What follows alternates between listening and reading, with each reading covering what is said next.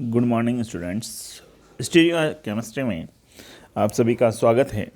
इससे पहले अपन ने इसकी ऑप्टिकल आइसोमेरिज्म की जनरल इन्फॉर्मेशन ली थी, उस पर थोड़ा सा अपन रिकॉल कर लेते हैं। ये नोट्स मैंने आपको प्रोवाइड करवा दिए थे। त्रिविम समावता में समावता को दो प्रकार होते हैं, प्रकाशिक और दूसरा है ज्यामिति। ठीक है, प्रकाशिक समावता के लिए अपन किसी कंपाउंड अगर प्रकाशिक समावयवी है तो उसका निर्धारण पीपीएल, प्लेन पोलराइज लाइट, समतल ध्रुवित प्रकाश के आधार पर करते हैं। कोई भी पदार्थ समतल ध्रुवित प्रकाश के तल को किस दिशा में घुमाता है उसके आधार पर ये निर्धारित किया जाता है कि वो प्रकाशिक समावयवी है या नहीं है। अगर वो क्लॉकवाइज दिशा में उसको घूर्णित कर दे तो अपन उसको कहते हैं दक्षिणावर्त ध्रुवण गुणनक यौगिक, dextro rotatory. If PPL rotate in clockwise direction then it is D form dextro rotatory. If PPL rotate in anti clockwise direction it is a L form levo rotatory. इन सभी को पढ़ते हुए जब अपन आगे चले तो अपन ने प्रकाशिक समावता के लिए कुछ कंडीशन भी देखी थी। आणविक क्रियलता के लिए क्या शर्त है, यानी प्रकाशिक सक्रियता के लिए क्या शर्त है, वो हो गया था। तो आज अपन कुछ ऐसी चीज़ों को डिस्कस कर रहे हैं जिससे कॉन्फ़िगरेशन, विन्यास निर्धारित किया जाता है। आपने अपनी प्रारंभिक क्लासेस यानी 11th और 12th में देखा होगा, कई बार लिखा हुआ आता है डी ग्लूकोज या एल ग्लूकोज, एल फ्रक्टोज या प्लस माइनस, ये लिखा हुआ आता है। ये प्लस माइनस कैसे निर्धारित किया जाता है उस विन्यास के बारे में आज अपन चर्चा करेंगे। तो स्टार्ट करते हैं डी एल विन्यास से। किरेल कार्बन से जुड़े चारों परमाणुओं की वरीयता निर्धारित की जाती है। कौन कौन से परमाणु जुड़े हुए हैं उन चारों की वरीयता निर्धारित की जाती है। वरीयता किस आधार पर निर्धारित की जाए, तो वरीयता निर्धारित करने का तरीका होता है परमाणु क्रमांक।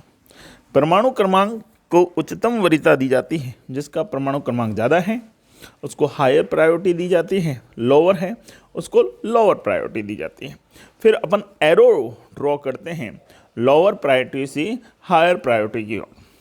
अब एरो ड्रॉ करते हैं तो दो कंडीशन हो सकती है, ठीक है, या तो अपर साइड से कर दो या डाउन साइड से या किधर से भी करिए।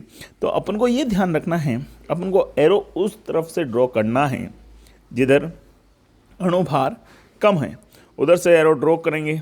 उस एरो की डायरेक्शन देखेंगे वो घड़ी की दिशा में है या घड़ी की विपरीत दिशा में। It means it is a clockwise in direction और it is a anti clockwise in direction.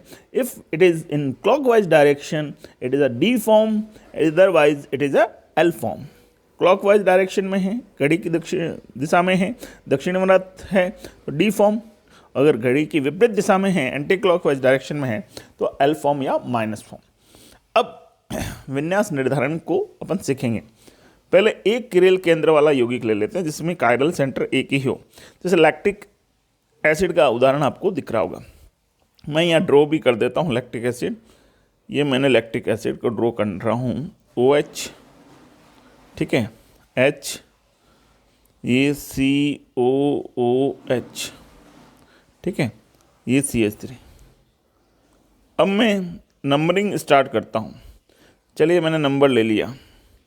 अब सबसे उच्चतम वरीयता देखें तो इस किरेल कार्बन से, ये जो किरेल कार्बन है, इस किरेल कार्बन से कौन जुड़ा हुआ है, एक तो ऑक्सीजन जुड़ा हुआ है, एक कार्बन, एक हाइड्रोजन और एक कार्बन।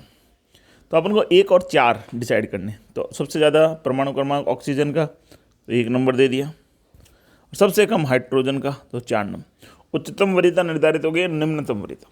अब अपने पास तरीका ये है कि 4 से 1 की ओर एरो खींचना है।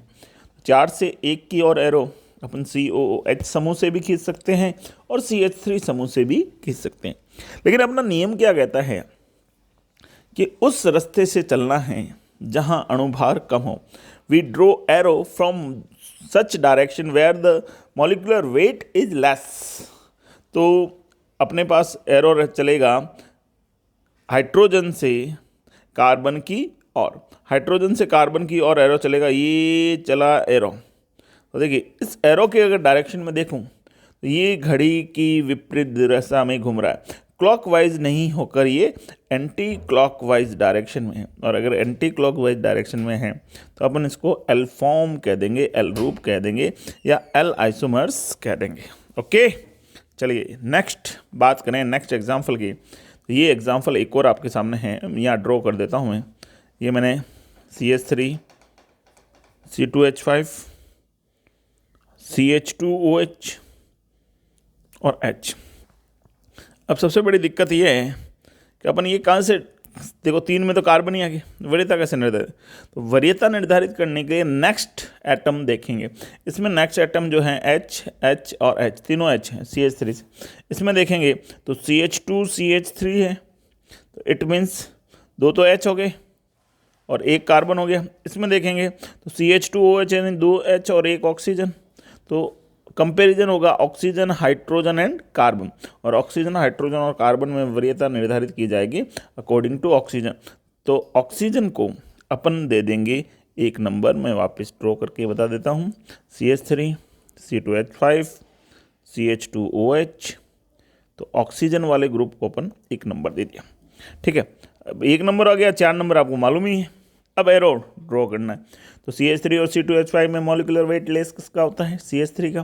तो एरो चलेगा 4 से 1 की ओर, और एरो घड़ी की दिशा में है इन clockwise direction, so it is D form, इसलिए इसको अपन डी रूप कहेंगे, डी रूप, डी फॉर्म या डी आइसोमर।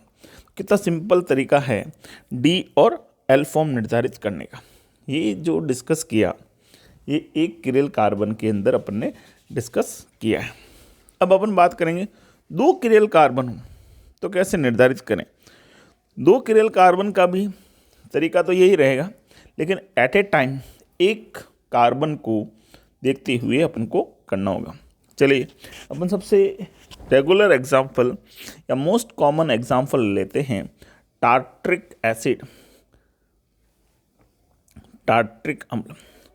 टार्ट्रिक अम्ल के अकॉर्डिंग करते हैं। टार्ट्रिक अम्ल में 2 किरेल कार्बन होते हैं। चलिए मैं ड्रॉ कर देता हूँ। ये COOH COOH OH H OH H, chiral carbon आपको दिख रहे होंगे। 1 किरेल कार्बन तो ये रहा, 1 किरेल कार्बन ये रहा, 2 किरेल कार्बन हैं। तो इन दोनों किरेल कार्बन से अपन को निर्धारित करनी है वरीयता। तो अपन पहले क्या करेंगे, पहले 1 कार्बन को ले लेंगे और उसमें अपन निर्धारित करेंगे। चलिए पहले मैं ये कार्बन ले लेता हूँ, ये किरेल कार्बन। तो इसमें एक ग्रुप OH हो गया, एक H हो गया, एक OH हो गया, एक H हो गया, एक COOH हो गया और एक कंप्लीट ये ग्रुप हो गया। ठीक है, तो सबसे 1 नंबर अगर देखें तो ये भी कार्बन ही है, ये भी कार्बन है और ये भी कार्बन है और ये ऑक्सीजन। तो सबसे ज़्यादा परमाणु क्रमांक किसका हुआ, ऑक्सीजन का हुआ। तो ऑक्सीजन को अपन यहाँ दे देंगे 1 नंबर। कितना नंबर दे देंगे, 1। और हाइड्रोजन हो गया 4 नंबर। एरो चलेगा 4 to 1, यानी 4 से 1, और COH नीचे बड़ा वाला ग्रुप है तो ऊपर से चलेगा। तो यानी कौन सी डायरेक्शन आई, क्लॉकवाइज डायरेक्शन, यानी ऊपर वाले कार्बन से क्लॉकवाइज डायरेक्शन आ गई। चलिए अब बात करते हैं नीचे वाले कार्बन। नीचे वाले कार्बन में क्या होगा, वही 1 और 4 तो डिसाइड हो गया। तो एरो चलेगा 4 से 1, ये भी क्लॉकवाइज डायरेक्शन, यानी पूरा मॉलिक्यूल ही क्लॉकवाइज डायरेक्शन में है। तो अपन इसको लिख देंगे 2 नंबर पे डी फॉर्म, और 1 2 3 पे भी D form, 2D 3D tartaric acid. इस तरह से 2 किरेल कार्बन वाला यौगिक अपन निर्धारित करेंगे। ओके, लेकिन 2 किरेल कार्बन वाले में एक समस्या ये रहती है कि उसमें एक मध्यवर्ती और बन जाता है जिसका कहते हैं मीसोटार्ट्रिक एसिड। क्योंकि अगर प्रकाशिक सक्रियों की संख्या निकालनी है तो उसका फॉर्मूला था 2 की पावर n, और इसमें 2 किरेल के अंदर 2 की पावर 2, 2 की पावर 2 का मतलब 4। कितने समावेवी होंगे, 4। तो वो 4 समावेवी में 2 ऐसे समावेवी होते हैं जो प्रकाशिक सक्रिय नहीं होते और हम उन्हें मीसो यौगिक कहते हैं। ठीक है, क्यों, मीसो यौगिक में प्लेन ऑफ सिमेट्री मिल जाती है। जैसे ये मैं ये स्ट्रक्चर बना दूँ, COH COH OH OH H। अब यहाँ से मैं इसको बाइसेक्ट कर दूँ, बाइसेक्ट करने पे दो समान मॉलिक्यूल मिलेंगे और दोनों एक दूसरे के दर्पण प्रतिबिंब हैं। इसलिए अपन ये कह सकते हैं कि ये जो यौगिक हैं दो प्रकाशिक अक्रिय यौगिक भी बनाते हैं। ओके डियर स्टूडेंट्स, आज के लिए इतना ही। अगला नेक्स्ट क्लास में अपन पढ़ेंगे।